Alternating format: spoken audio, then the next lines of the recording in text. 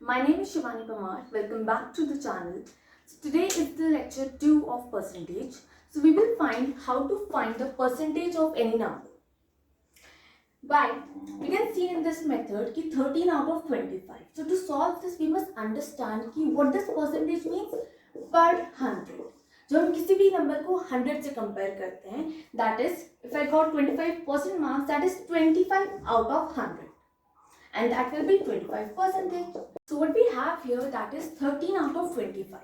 We can see कि 25 जो है 100 का फैक्टर है, तो हम इसे 100 पे कन्वर्ट कर सकते हैं by multiplying by 4 to both the numbers.